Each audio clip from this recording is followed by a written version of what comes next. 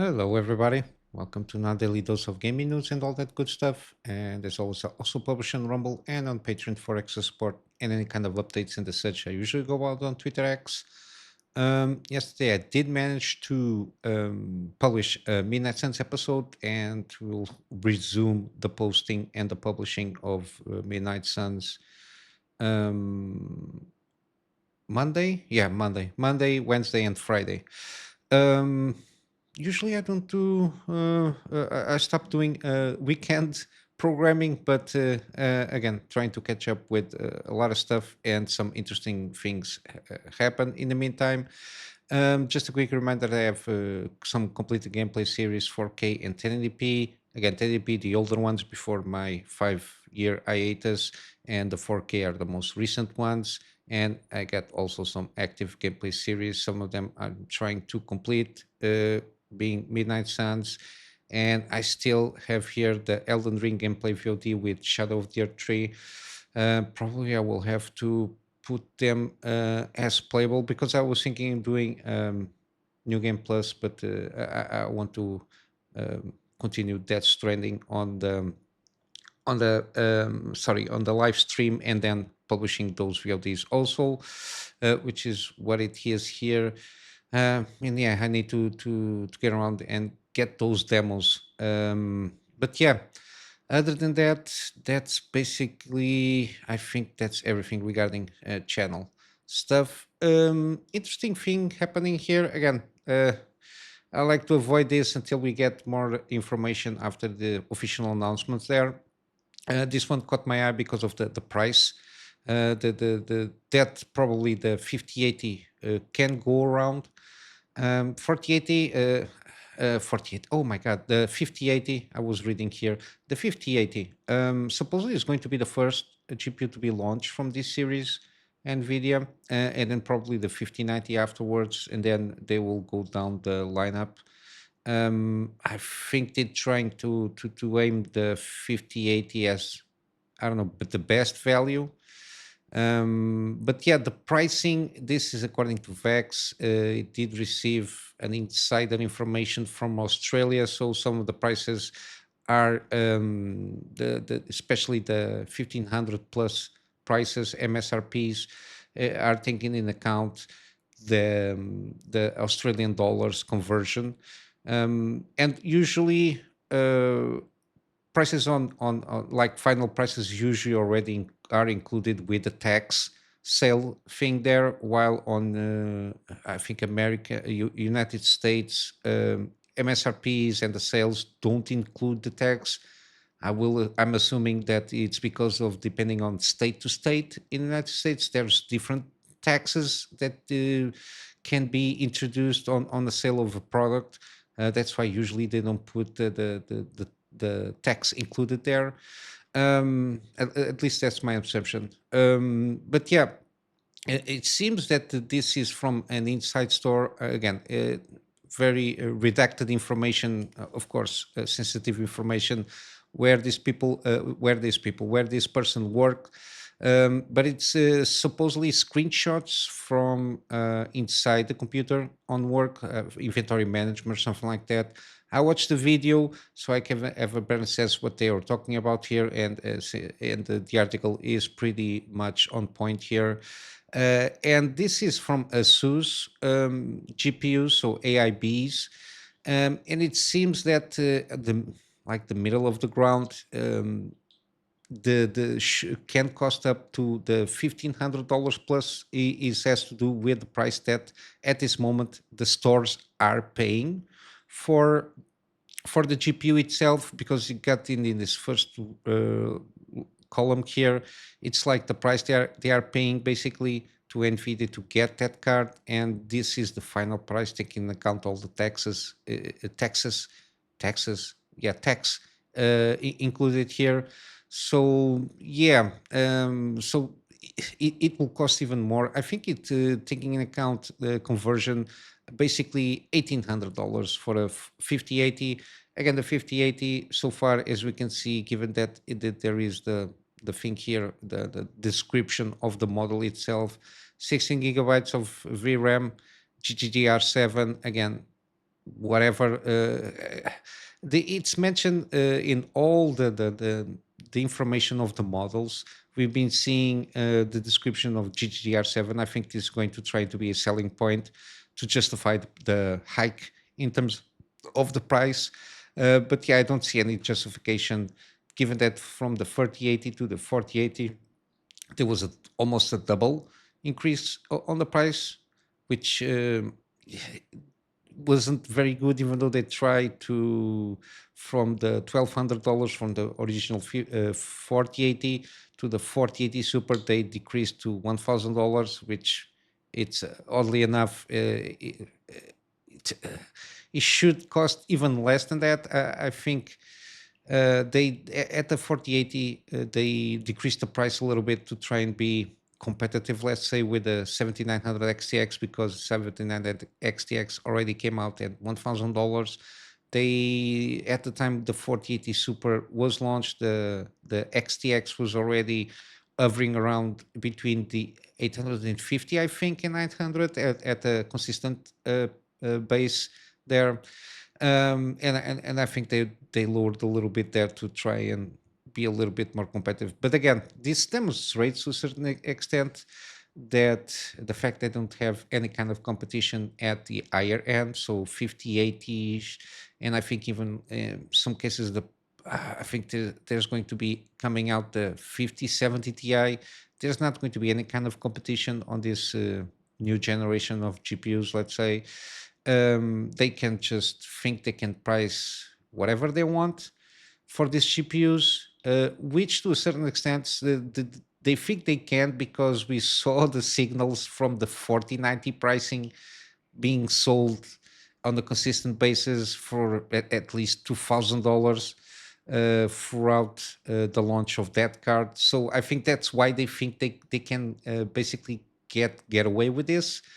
Now, I'm not sure that if the owners of the 4090s and to a certain extent the 4080s that paid a huge premium price there are going to spend any kind of money. Again, if you have a limited budget for something like that, you will spend the money. You're going always for the top best that you can get, independent of the budget that you have.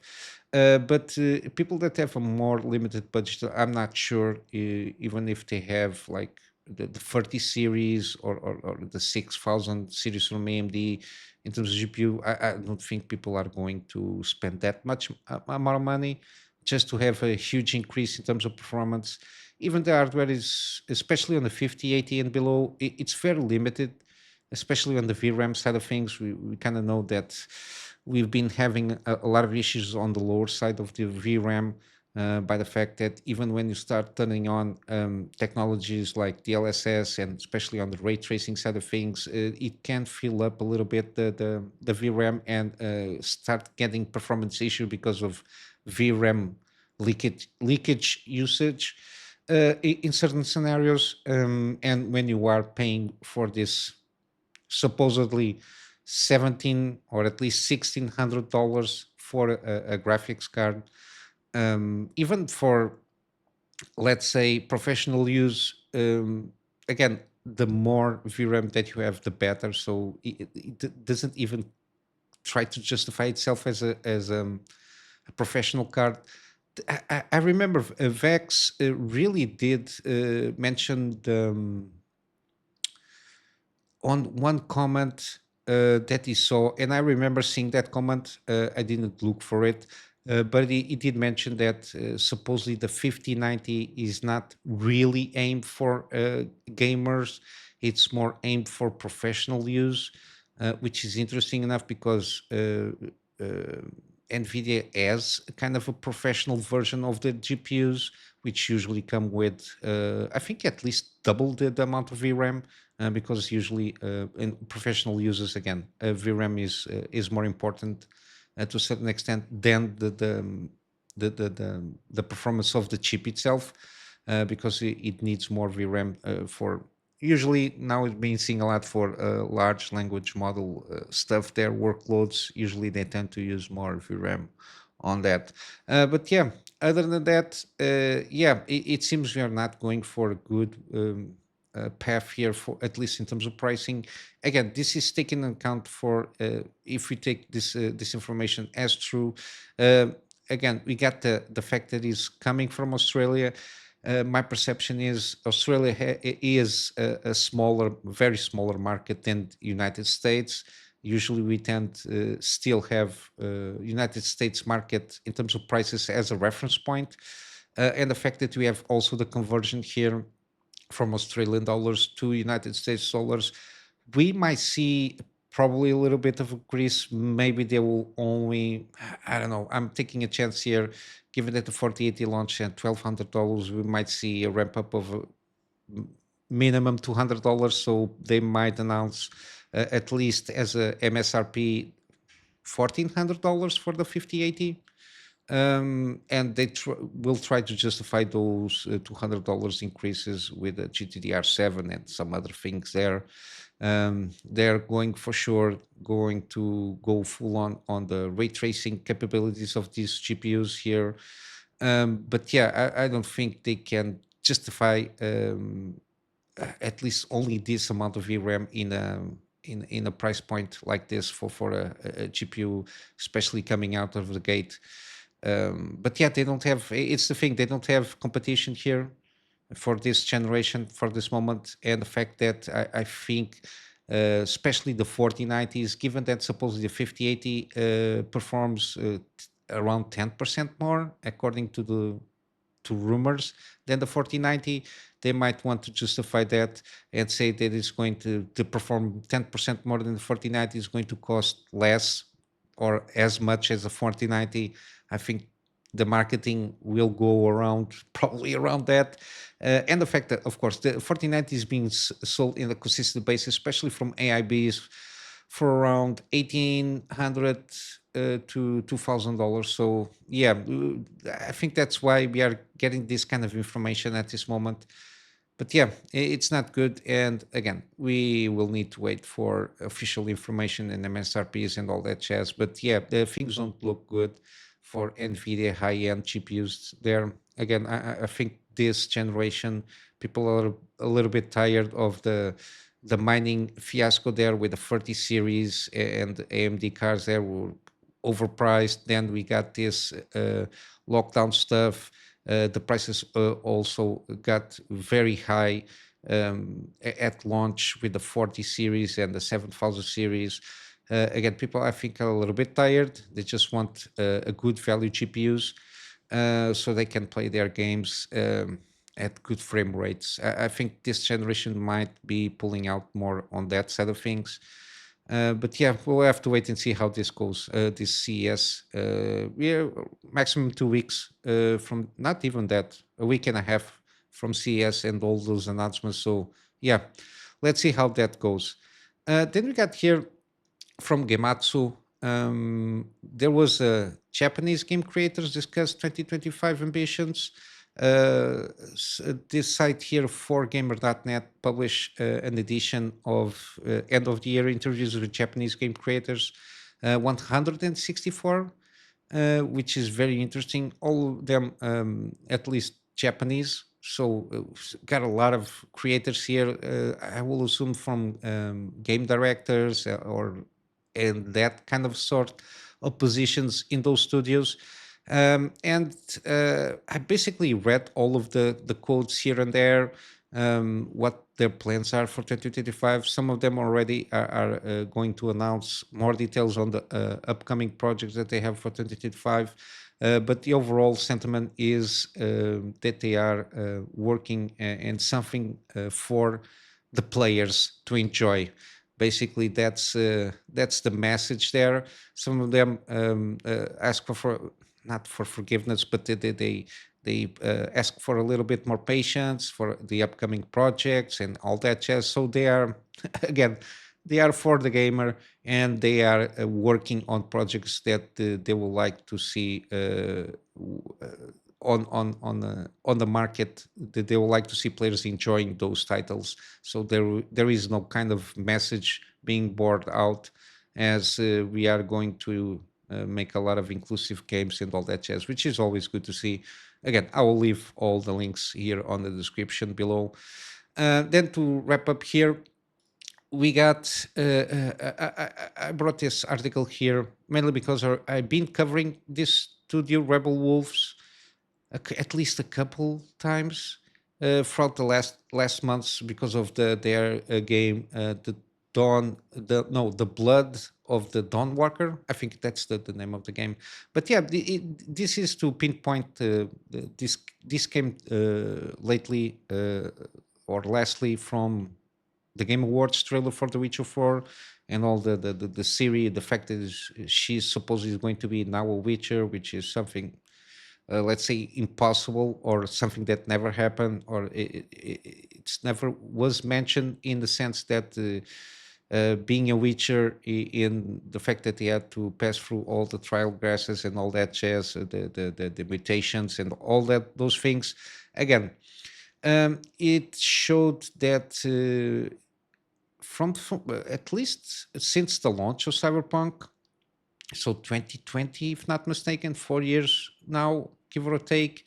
Especially from since that time, we've been seeing a departure from a lot of higher ups on the CD Projekt Red studios, from game directors, game designers, or even narrative directors. A lot of them recently been quietly getting out of the of CD Projekt Red, and some of them are making and opening their own independent studios, which is something good to see.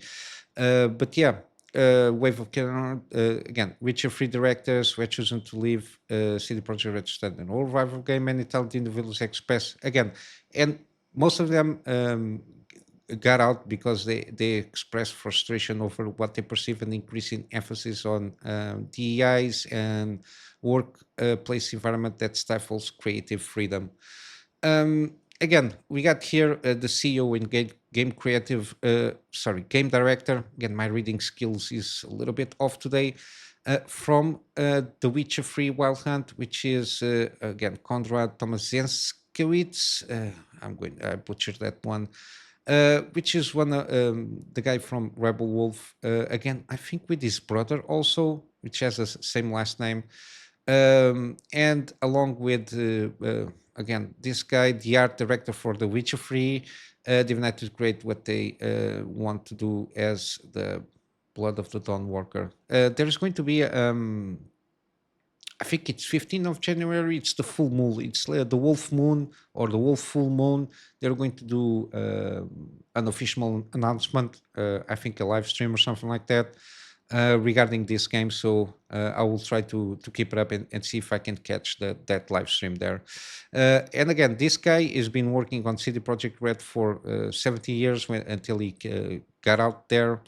But yeah, they are working on this game, the Blood of the Dawn Walker. Seems like a vampire game, very dark fantasy roots there. Again, I'm pretty excited for that game, mainly because of the pedigree of people that work on CD Projekt. They brought a lot of the developers there also to include on this new studio. Again, a lot of dissatisfaction on the direction that CD Projekt Red was taking, and again, then we got also another studio was created through people that that also left CD Projekt Red. Again, it's called Blank Studio. Yeah, Blank Studio. Again, here they were injected with some money from NetEase, which is NetEase is from Rebel Wolf. Sorry, I'm completely a little bit all over the place on this article. Again, we've been seeing a lot of also Chinese companies like NetEase and Tencent. Again, what they want is a good return on investment, and they are seeing that these independent studios with good pedigree in terms of the higher up management and the creative staff there, they just know that they're going to do something good, so they are willing to put some money on it and let them create the game that they want to create. And this Plank Studio, again, this one is got funding from NeoWiz, if not mistaken, or at least the game is going to be published under NeoWiz. Again, this studio is founded by Kanix, whatever. I'm not trying to butcher his name, but yeah, they initially were as a team of them. They are now basically 60 members. They are working on again on another character-driven story set in apocalyptic backdrop. And again, investment from a NeoWiz around $70 million also, so they can be positioned itself to launch a good game. But yeah, this is more to highlight the fact that um, the name of a studio doesn't mean that the people that made the name for that studio are still there working. And CD Projekt Red is one of those companies that bled a lot of high and creativity and upper management people that were essential for the success of CD Projekt Red, especially on the Witcher 3 and Cyberpunk games. Even from Cyberpunk, there are a lot of people that are not working there anymore. They went for this kind of studios, others just left. And other indie studios, I think there was another Polish studio that also caught up with some of the CD Projekt Red talent there. But yeah, uh, that's why I'm very afraid. Not afraid because a game doesn't make me afraid of anything. The fact that the direction they want to go about, starting with the Witcher 4, I think the Witcher remake is going to be a butcher job there, and then we got the sequel for Cyberpunk. Yeah, I don't see a lot of good news coming out of this in the upcoming years to come. And I don't see them getting out of that toxic positivity environment that they have at this moment in time. But yeah, but at least again, even though we spend some time and invest a lot of time and money also on these IPs, especially The Witcher and to a certain extent Cyberpunk, which is for all intents and purposes now a very good game.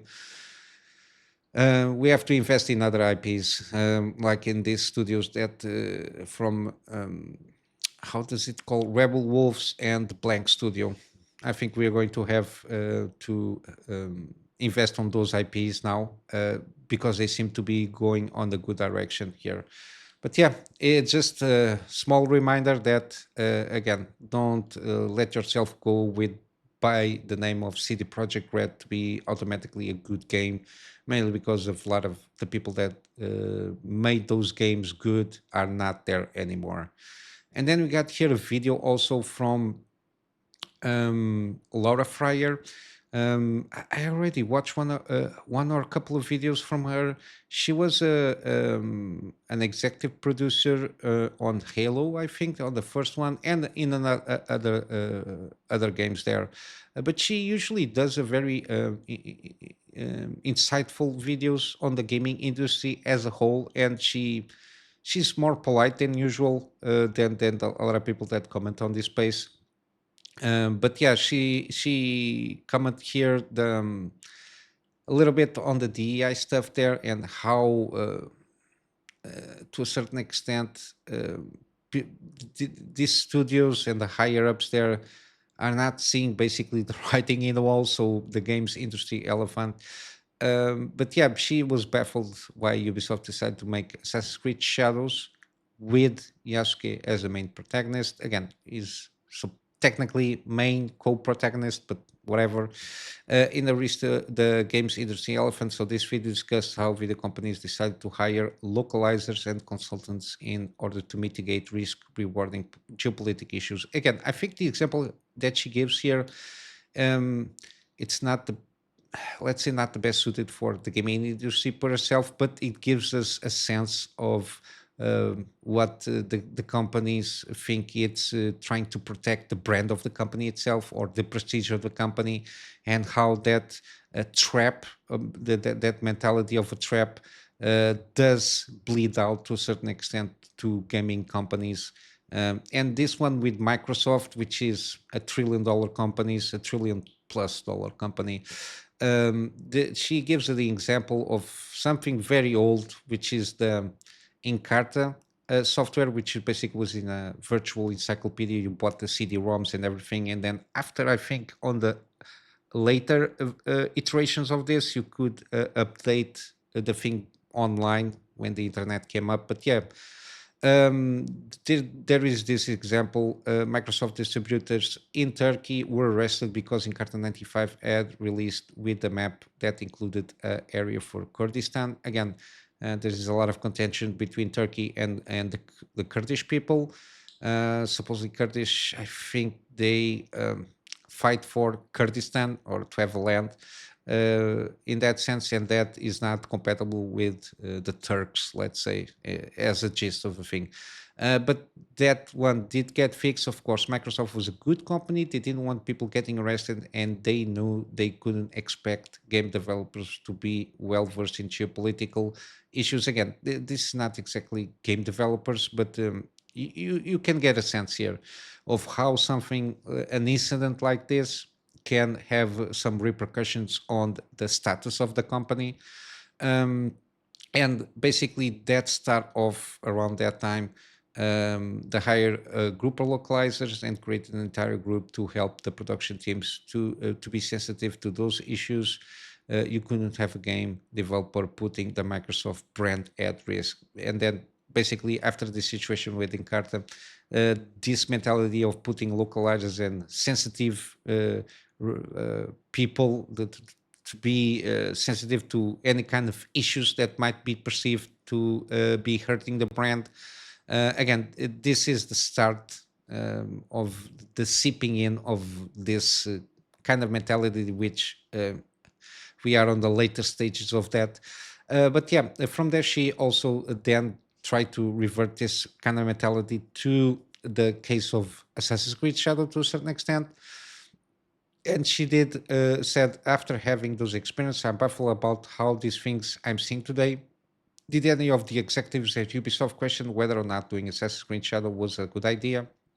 I've been in Japan many times, and again, interesting enough, even foreigners that've been in Japan, they from even being a foreigner with a having contact with and work with Japanese people and the awareness that they have from an outsider as they perceive the culture in Japan. Nobody understands this decision of going with the Yasuke and all the integration of this thing. But yeah, it's a common ground there. But yeah, she is completely a little bit baffled with this. But yeah, the game is not even out. Then she make this as like a business kind of a decision of the side of things. The game isn't even out, and it's already marking controversy. And this isn't what you want for your game. Again, if you care about what you're really doing with the game, maybe it will blow over, and we'll be able to, and they will be able to navigate this. But if not, that was a very expensive experiment. Same thing as we saw with Concord, Dragon Age Veilguard, and all these recent games that came out, Dustborn and all that jazz. Again, they are to a certain extent expensive experiments because they cost money to develop, and they basically didn't sell any kind of decent amount, or at least they didn't make their money back there. Um, and also this comes about because Kote, which is I think the guy that's directing the Assassin's Creed franchise, there was a BAFTA event. Again, I don't know when. I don't watch this kind of events. Basically, it's the message that they are passing through. Even though he specifically, I don't think he represents in any significant way Ubisoft as a brand, but he basically oversees, from my understand, the Assassin's Creed franchise. And again, the doubling down of this corporate talk of the diversity and inclusion and all that jazz, and try to justify that as stories that were told before were not inclusive or didn't have any kind of I don't know, I don't know what to tell you. This is getting a little bit, not too much, but it's wearing down, on the sense you're just pressing the same key trying to get a different result. But yeah, they double and triple down on this inclusiveness and the acronym mafia thing. Like, before all of this, that there was never any kind of representation, even inside of the developer teams, or anything like that, or even that the themes approach in games, and over the years there were not enough diversity there in the representation of the team's approach there, which is completely bullshit. It's the fact that when you approach themes in a subtle way, you don't have inherently, when you, I think, even to a certain extent, like the latest example that I can remember, Metaphor Fantasio, trying to approach a little bit of the themes of racism and class divisions. Again, you don't need to have a black people being underpinned by a white people to get across the message that there is racism inherently there.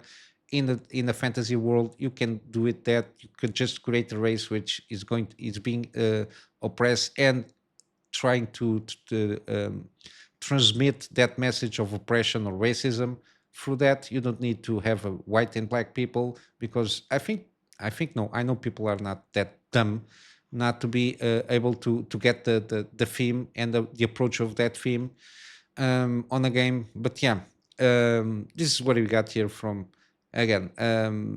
This lady seems, I like seeing her videos, because she given that she worked on development and producing part of things on games. I think she does make excellent points, because she has an inside view of what it was and how the environment was, especially back in the day, from the early 2000s at least.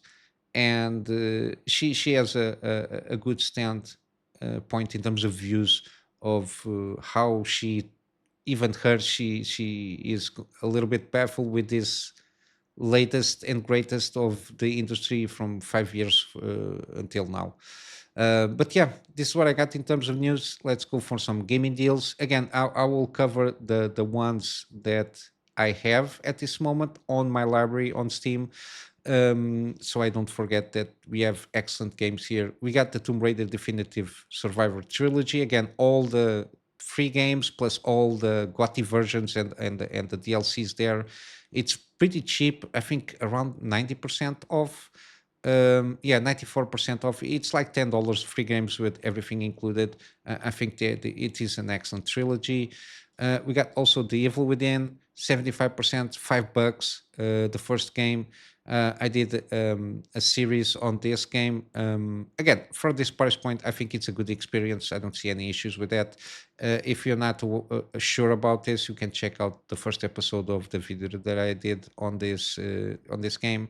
And then we got the sequel also. Again, I did a gameplay series on this one, and this game is also 80% off.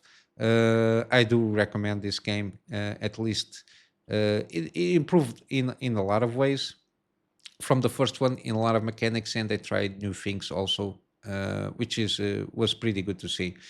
Got also Control Ultimate Edition. I didn't make the series out of this one, but I did play the game and I really did enjoy it. The exploration of the themes here with Control and how it connects with Alan Wake and the such.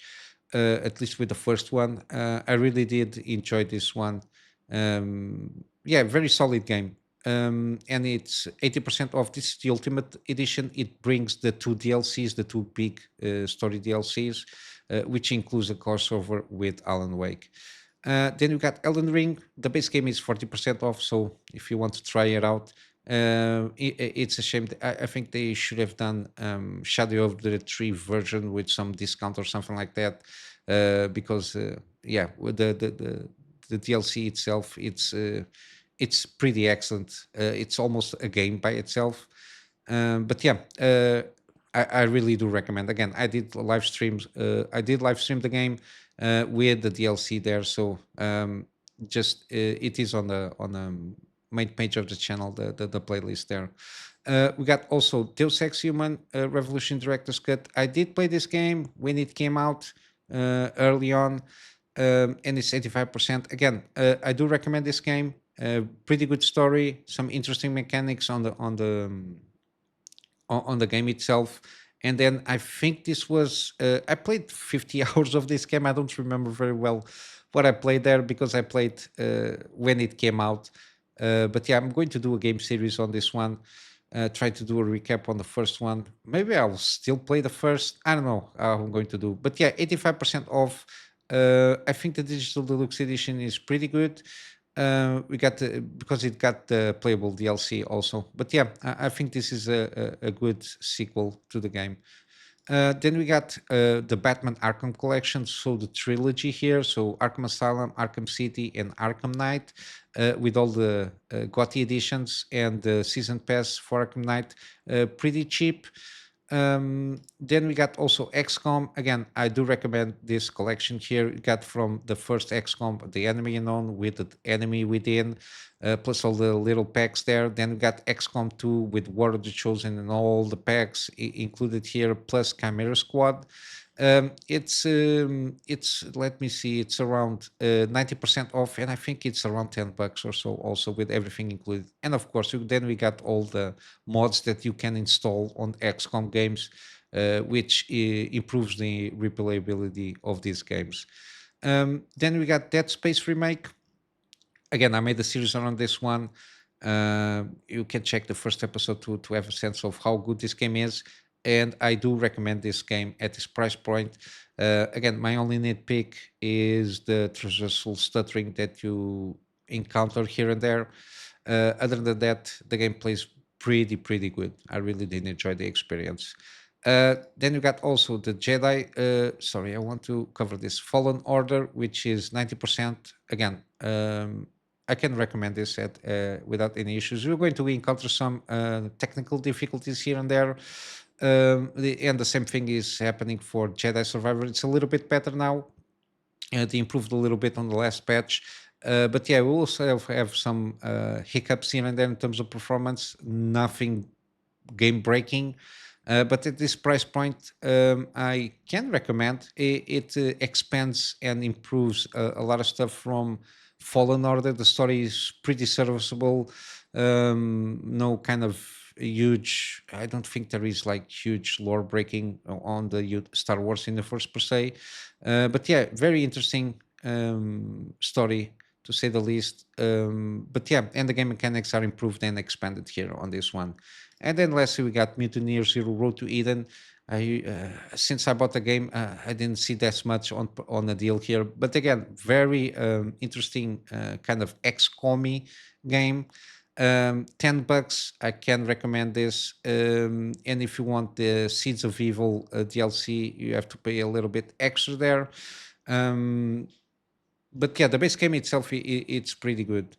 I did a series on this game also. If you want to have a better insight of what this game is about, the first episode, I think it's pretty good and checking things out there. But yeah, very interesting game. And then there is kind of the spiritual sequel, which is Miasma Chronicles. I will one of these days try out that one also. But yeah, it was an interesting game. For $10, I kind of can recommend. It's not huge in terms of huge game in the sense that it's kind of on the shorter side to a certain extent. But yeah, interesting setup there on the story and setting. And yeah, basically, with all that said, I will wrap up the episode here. Sorry if I was a little bit off here and there on certain articles. Again, it's a little bit early in the morning and I need to do a lot of stuff still today. But yeah, I'm going to wrap up here with a plug of my patrons for extra support. Again, the extra support is for me at this moment in time trying to get a better storage solution. So I can have backups of the stuff that I do for my clients, and of course some extra space for the videos that I do for the channel. And with all that said, I hope you have a wonderful day. I'll see you in the next one. So until then, Kunami Master out.